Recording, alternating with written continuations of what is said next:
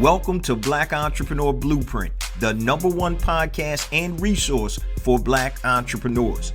I'm your host, Jay Jones, and Black Entrepreneur Blueprint was created specifically to educate and inspire Black entrepreneurs to launch, build, and grow successful, sustainable businesses. Join us as we help build an economic power base in the worldwide Black community by building and supporting Black-owned businesses. If you're currently an entrepreneur or want to be an entrepreneur, you're invited to join us each and every week here at Black Entrepreneur Blueprint. Welcome to the BEB family and get ready to elevate your entrepreneur IQ. Welcome to the Black Entrepreneur Blueprint, episode number 472. I'm your host, Jay Jones, and today we have another outstanding and informative show in store for you. Today's show topic is what entrepreneurs can learn from Waffle House. That's right, I said it, guys. What entrepreneurs can learn from Waffle House. Now, if you live anywhere in the Southeast or up and down the East Coast and you drive down I-95, north heading south, you have seen the signs for Waffle House. Waffle House has basically become an iconic sign or brand over the years since its inception in 1955. And it's been in the news a lot, guys, for numerous reasons, including its innovation, discrimination charges, and, those Waffle House fights. So today we're going to discuss some of the good things that Waffle House does in terms of entrepreneurship and how you can take those things to help scale and grow your business. Now, before we get to today's content, let me just share a few things with the Black Entrepreneur Blueprint family. First and foremost, I want to welcome all first-time listeners to Black Entrepreneur Blueprint. Welcome to the BEB family. Please stick around until the end of today's broadcast, and I'm going to share all my social media contact information and resource links, such as the link to my latest book, Unlocking ChatGPT, the Ultimate Prompting Handbook for Beginners. You can go to unlockingchatgpt.com for more information. Guys, AI is here and you got to be in front of the curve. The problem is most of the time we're behind the curve when new trends and new things take place when it pertains to business and entrepreneurship. So go to unlockingchatgpt.com and check out my new book. Also, don't forget to take advantage of 3 days free access to BEB Academy, which is our online learning portal designated to help you elevate your entrepreneur IQ. We have online courses, master classes, PDF downloads, and resources that are designed for anybody who is in entrepreneurship or wants to be an entrepreneur. So make sure you go to the main website, blackentrepreneurBlueprint.com. And on the front page of the website, you'll see BEB Academy. And go ahead and take a look at it and get 3 days free access to everything inside the academy. Now, let's get ready for today's content. So let's talk about the Waffle House and what entrepreneurs can learn from that. Now, it's funny because when we go on trips down south, say we're going to visit my mom's family in the Carolinas, or we're going to Florida or whatever, we always stop at a Waffle House because myself and my oldest daughter, we love the Waffle House. My youngest daughter and my wife, they love Cracker Barrel. So my oldest daughter and I are always talking about Waffle House or bust, because when you're traveling, you can get in there quick if it's not crowded and get on out and get back on the road. And so that's one of the things we always talk about when we're traveling. Where are we going to stop, especially when the girls were little? So let's talk about the history of Waffle House and how it started. So in 1955, the first Waffle House location was opened by the two founders, Joe Rogers and Tom Faulkner. Now, Joe Rogers was a short order cook who worked his way up to management in a small chain out in Connecticut, I believe. And then he decided to move to the Atlanta metro area. When he moved here, he met a gentleman named Tom Faulkner, who was a real estate agent. So they became fast friends. And then they came up with the concept of opening up a Waffle House. And so Rogers' concept was to combine the speed of a fast food restaurant with the sit down or table service and around-the-clock availability. Okay, so Faulkner suggested naming the restaurant the Waffle House because waffles were their most profitable item on the menu. And that's literally how it started. And so I want you guys to understand, anything that you starts from a concept first. So when you look at these fully developed companies or these emerging companies, remember they all started with a concept. So don't be overwhelmed or frustrated because you have this idea and you can't even see how you're going to get to the next level, let alone be a multi-million-dollar or billion-dollar company. Everybody starts from the same place. Now, our resources and information may be different, but everything starts with the concept. Now, let me just give you a little bit of information and some highlights about Waffle House, because if you're not on the East Coast, there are some out there, toward the Central America and all that, but not really on the West Coast. Now, Waffle House is a privately owned company, and they're believed to generate over $1 billion a year in their over 2,000 locations. So they have 2,000 plus locations, and they generate over $1 billion a year. Now, remember, this is a privately owned company. Now, the company claims that they're the world's largest seller of several of its menu items, including waffles, ham, pork chops, grits, and T-bone steaks. It also claims that it serves 2% of all the eggs in the United States. Now, here's a pretty crazy fact. Now, they said if you took all the sausage patties sold by Waffle House in one single day and you stacked them on top of each other, it would go to 4 times the height of the Empire State Building. That's how much volume they do. And remember, this is a privately owned company. So we don't have all the data of a publicly traded company, but it's estimated to do over $1 billion a year in revenue, and it has 2,000 plus locations. So any of you guys on social media, you may have seen all like the fights and all of that stuff at Waffle House. But if you've never been to a Waffle House, you know that they're very small footprints. They have a counter, they have several tables, and many times they're packed. And they're especially packed after you go clubbing, stuff like that, if you're out late at night, because they're open 24/7, 365. And we're going to talk about some of the things that you can learn from Waffle House. The first thing that we want to talk about is you need to know your concept and know your customers. Know your concept and know your customers. And if you don't know these two things, guys, you're not going to be successful, plain and simple. So the concept was to combine the speed of a fast food restaurant with table service. So when you go into most restaurants, you got to sit down. The waiter or waitress comes by. Hey, what do you want to drink? Then there'll be another 5 or 10 minutes before they come back, and then you order. And if you don't want that, if you don't want to take that time to relax and say you're traveling, then you want to get some place that has quick service. Okay. So their concept, once again, is to combine the speed of fast food with table service.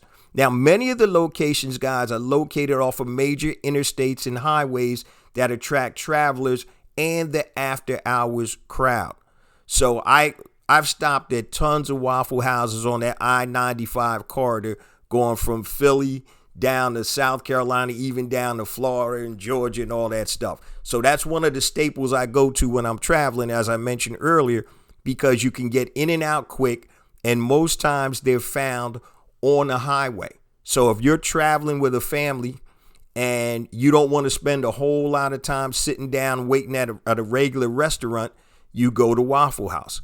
And their stores are designed specifically for that. They want you to get in and out, and they have limited seating. Now, that's one of the things I don't quite understand, but I know there's a science to it because they're super successful.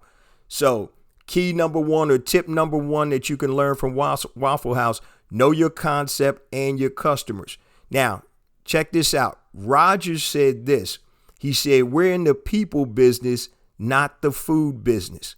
We're in the people business, not the food business. So he said that's why they say hello when you come into the store. It's almost like Chick-fil-A. Hey, welcome to Waffle House. Have a good day or whatever. Seat yourself. And now the way the store is built out, if you've never been in one, it's an open concept store. so you can actually watch the people cook the food. The counters are low, so you can talk to the people behind the counters that are your waiter, waitresses, or who are cooking the food, the chefs. And so everything is designed for communication. So number one, know your concept and your customers. So the concept, once again, is we want to be a place where people talk and communicate. And I've been in Waffle Houses all over this country. I flew into Memphis one time and I was hungry. It was breakfast. I said, you know what? There goes a Waffle House. I went straight to the Waffle House, had great conversation with the locals in there. And that is the concept. Know your concept and your customers. So the concept was to combine the speed of fast food with table service. And once again, they wanted to focus on we're in the people business, not the food business. Things are about experience now, right? People are spending money for tons of different experiences. So if you go into the Waffle House, now I'm going to tell you, not all of them are nice. Not all of them are friendly. You know, there's jokes out there. Me and my kids joke all the time. I ain't never seen a Waffle House that didn't have grease on the floor, right? Because they're rocking like that. Most of them are put in strategic locations, or all of them, are put in strategic locations, and they're doing crazy volume. And what we're talking about today, guys, is what entrepreneurs can learn from Waffle House. Number one, know your concept and your customers. Number two, get in front of your ideal traffic. Get in front of your ideal traffic. Who is your ideal customer? And this pertains to anybody. So in order to make money, you have to be in front of the people that are your target audience, right? So Waffle Houses are strategically placed in high traffic locations to maximize their signage. And we're going to talk about that in a minute. So where there's traffic, guys, there's money. Where there's traffic, there's money. So the CEO of Starbucks wrote a book, and he talks about where they place their locations. And we place our locations, he said, on the corner of Main and Main, meaning high traffic location. So anywhere you see a Starbucks, you know it's a high traffic location. And that's the thing. Get in front of your ideal traffic. I don't care if you're selling physical products, digital products, or services. If nobody sees or knows about your product or services, you're not going to sell it. Where there's traffic, there's money. So make sure you understand that. And number three, this is something that goes along with getting in front of your ideal traffic. Waffle House does not advertise at all. Do you hear me? They do not advertise. So Waffle House spends $0 on advertising. Their visibility, guys, is their advertising. So if you've seen them, if you're driving down I-95, you'll see big signs. They're usually very high if you can't see the physical building. Big Waffle House signs. I know going through Virginia, there's one that's probably about 150 feet high. I don't even know the part of Virginia. Waffle House. Big yellow sign with black letters, Waffle House. Okay, so they spend no money on advertising at all. So that goes back into their strategy, get in front of your ideal customers, right? So their big yellow signs on the highway are bright. Just think about small local stores. And this is what, when it comes to strategy in terms of advertising or not advertising, just think about small local stores that you may see in a village. And I'm going to give you a real life example. We were in Asheville, North Carolina several years ago, and they have a nice small town feel to it. And we were on the main street or downtown, and they had a ton of these little shops out there. Shops that didn't advertise, obviously, because they had a lot of tourists that came in. So once again, they didn't advertise because the visibility was there. So just like Waffle House, you know, who spends $0 on advertising, visibility is your advertising.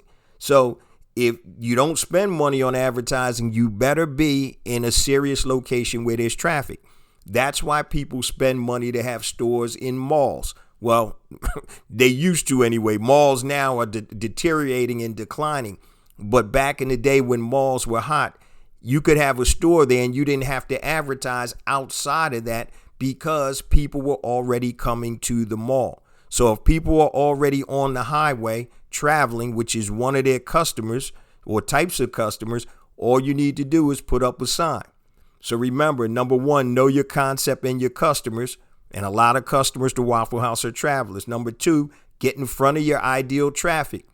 If you're on the highway and you have big signs up there, you're getting in front of your ideal traffic. Number three, they don't advertise because they're located in the right place to catch the right type of customer.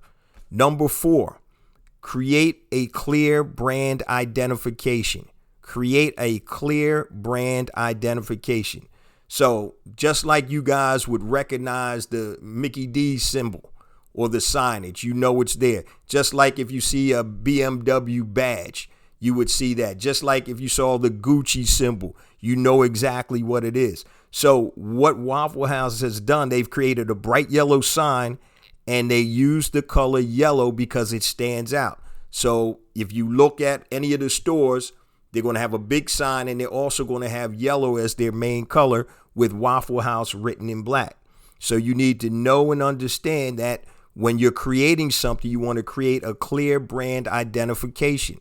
Now, many times it's going to take a lot of money and a lot of time because you have to imprint that in people's minds and brains.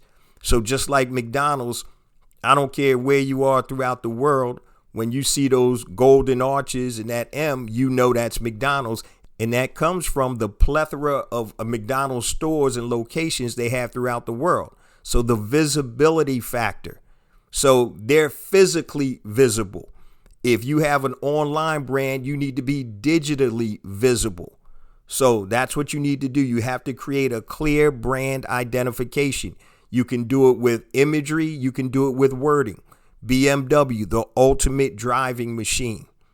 So, you know, you look at the BMW logo and you know that tagline, the ultimate driving machine. Burger King, we do it your way, even though I don't know how they're still in business because they really fell off.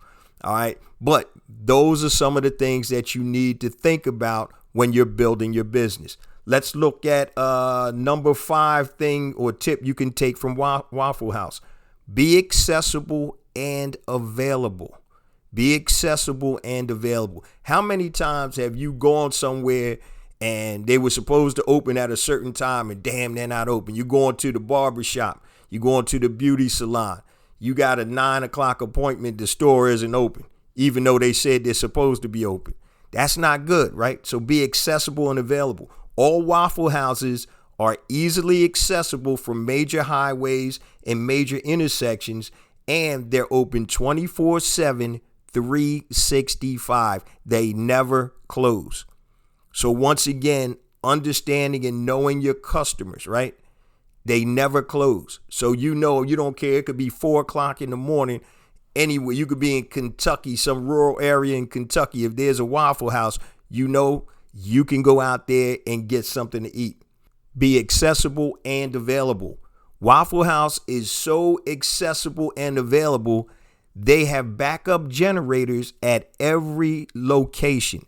So they don't care if it's a disaster. And that's one of the things they pride themselves on as a spot where people come to meet. So if there's a power outage in an area. Now, remember, they started in Georgia. So if there's, tornadoes, windstorms, rain or whatever, if there are power outages, you know that you can always go to a Waffle House and they will be open unless it's just a disaster where they can't be there. But that's how serious they take being accessible and available. How accessible and available are you for your business? Now, I get it. You can't be there 24/7, 365 per se, and it's all going to depend on what type of business you have. But your customers and prospective customers need to understand when you're accessible and when you're available. If your office hours are 9 to 5, make that clear. If you have after hours, office hours or emergency lines, if you're a dentist, doctor, whatever your profession, you may have that. But people need to know that you're accessible and available when they're spending money with you or trying to spend money with you. Now, let's talk about number 6, and there's only 8 of these guys. Systematic growth plan. Waffle House has and had a systematic growth plan. So after they opened their 4th corporate location, they started to franchise. And I mentioned earlier, currently they have over 2,000 locations nationwide. Now, peep this game as it pertains to franchise ownership. Because years ago, I actually tried to find out about franchising. And it's funny because what they said is that you cannot apply to be a franchisor. You have to be selected. So they're making it exclusive. They understand that each of these stores is a moneymaker. It's a gold mine. You can't even apply to be a franchise owner of Waffle House. They have to select you. Now, how they go about selecting you, I have no idea. Maybe it's almost like the McDonald's model where you work yourself up, from the bottom, and then you're a manager, a regional manager, or something like that. But they make it super exclusive to get in that club. Now, what happens when people make things exclusive? They make it more desirable, just like having a black card from American Express, just like being a member of an elite social club, something of that nature. So having a systematic growth plan has enabled them to grow to over 2,000 locations. What is your systematic growth plan? How are you going to scale your business? Are you going to scale it by adding affiliates? Are you going to increase your sales per item? Are you going to add more items to your menu or to your portfolio? How are you going to systematically grow and scale your business? That's number 6. And what we're talking about, guys, is what entrepreneurs can learn from Waffle House. And I'm not talking about fighting, all right? Because I know on social media, a lot of videos show people getting it in the Waffle House. People behind the counters fighting with the servers, fighting with the cooks. Is crazy. Number 7, create proprietary systems. Now, this was crazy when I learned this. Create proprietary systems. Now, we all know about systems in general, but do you have a proprietary system? Now, I'm going to read this so I don't mess it up. Waffle House uses what they call a mark system to signal chefs what they need to cook next. And here's an example, like a packet of grape jelly on the plate tells the chef they need white toast. A mustard packet means pork chop. A butter packet means a waffle. Now, the position and the orientation of the items placed on the plate also mean other things. So, for example, if you put grape jelly on the right side of the plate, it means a sausage omelet. I don't know how they remember that. That's more than an NFL player got to remember in terms of the playbook. But all businesses need systems. Now, this happens to be a proprietary system. So if you've ever been into a Waffle House, you'll see after they take your order, they'll start calling out stuff. They'll be like, 2 scrambled with cheese, patties, whatever it is. But I always wondered, how did they manage that? Because you have people screaming these orders out, one after the other. And I understand they do have the yellow tickets they put up for the chefs. But if you've ever been in there, you'll see that they put the plates right in front of the stove in order. And I never realized that based on what they put on the plate and where they put it on the plate tells the chef what they need to cook next. So that's pretty neat. So that's what's called a proprietary system. Now, you don't necessarily have to have a super proprietary system like that. But in order to grow your business and learn from Waffle House, you need to create systems. And I'm not going to go into crazy in depth today, but there are 3 systems minimum that every business needs: a sales system, a fulfillment system, and a referral system. A sales system, which is the lifeblood of your business. You need to systematically be able to generate prospective customers and then be able to convert those prospects into paying customers. That's your sales system. Your fulfillment system is providing the product or service you just sold them.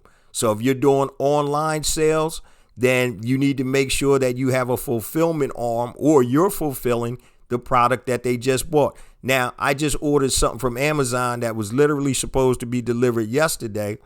And now they're telling me, oh, it's delayed. You might get it on tomorrow or the day after, and there's no tracking information. And this was a prime. This wasn't something coming from China or something like this. This was a prime deal. And I'm like, come on, man. But you need to have fulfillment.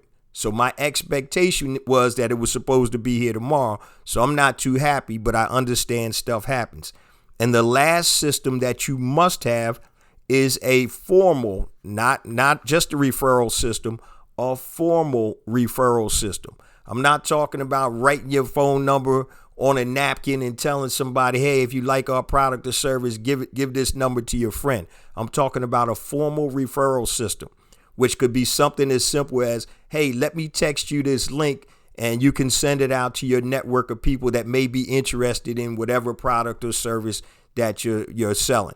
So, for example, I'm getting back into the mortgage business, so I'll have a link. So if somebody's interested in learning how to prepare to buy their first home, I'll say, hey, you know somebody buying a home, send them this link, just text it, and I'll have them go to a landing page, and there'll be some type of resource that's going to help them go from point A to point B. So create a formalized referral system, not just writing or handing out business cards. That's good.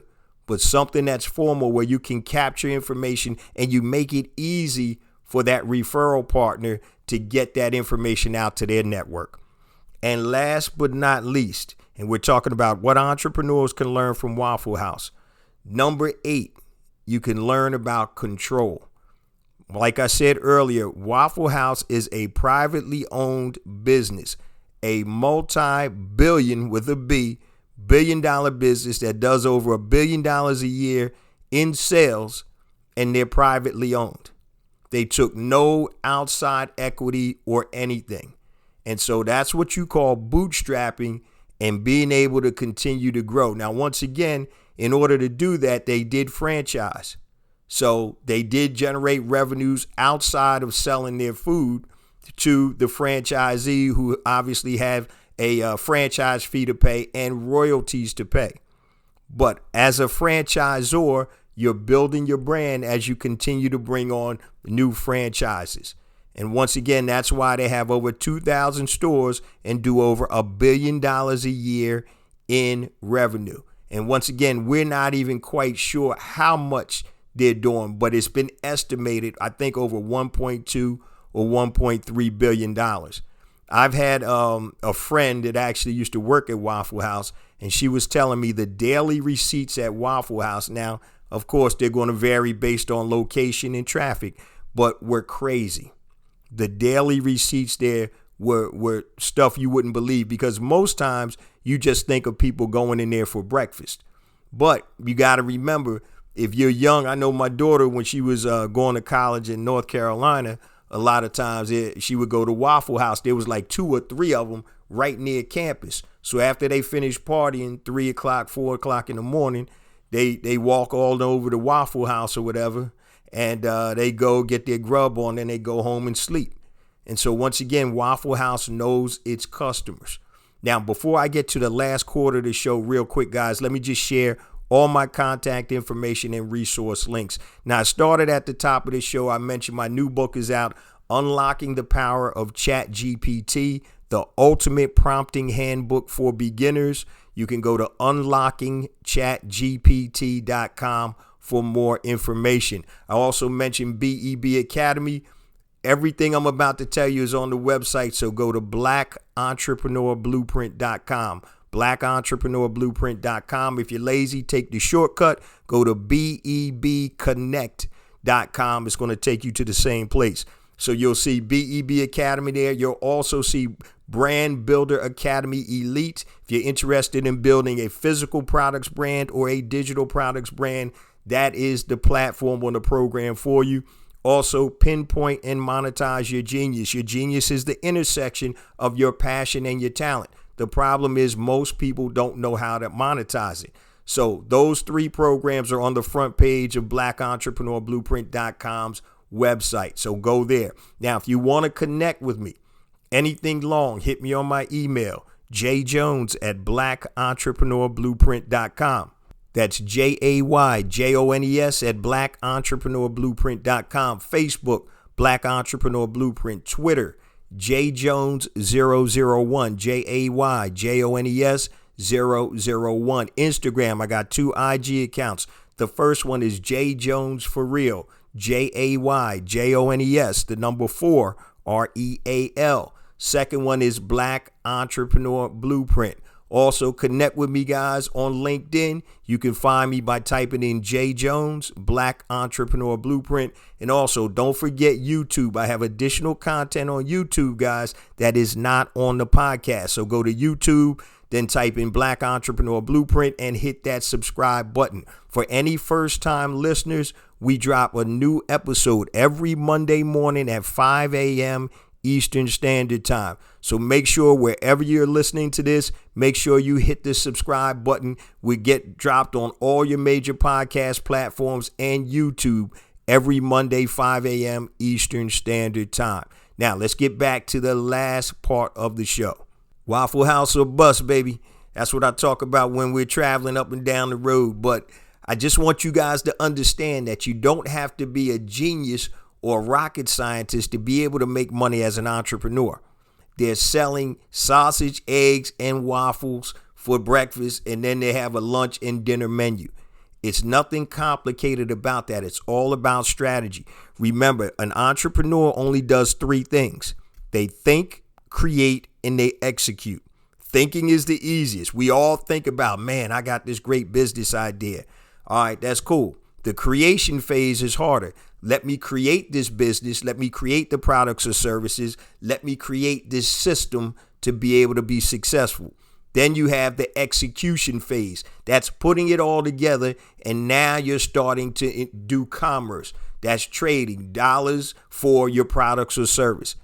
Think, create, and execute. And in that execution, you're going to look to scale. Okay, it's almost like my tagline, Black Entrepreneur Blueprint, launch, build, and grow. Think, create, execute. They're pretty much the same thing. But what you have to understand, guys, is it doesn't take a genius to be successful as an entrepreneur. And I know we're inundated with all types of different stimuli all day, every day. But you need to stay focused, identify something that you're looking to do, and then you work at it. And remember, expect to fail and have setbacks. Failure only truly comes when you quit. Now, there are certain times you need to pivot, and there are certain times you actually need to quit and reevaluate your ideas. We're not going to do anything on that today, but I did do an episode a couple of months back called Pivot or Quit.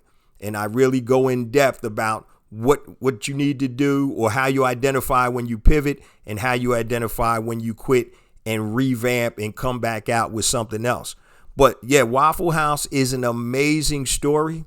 You know, despite all of its notoriety, which could be good or bad, be it the fights, be it the discrimination lawsuits or whatever, we're focusing right now on some of the positive things that Waffle House has going for it and how you can utilize those things to help build your business. Real quick, number one, know your concept and customers. Number two, get in front of your ideal traffic. Number three, they do not advertise because they're basically placed in front of the traffic. Okay.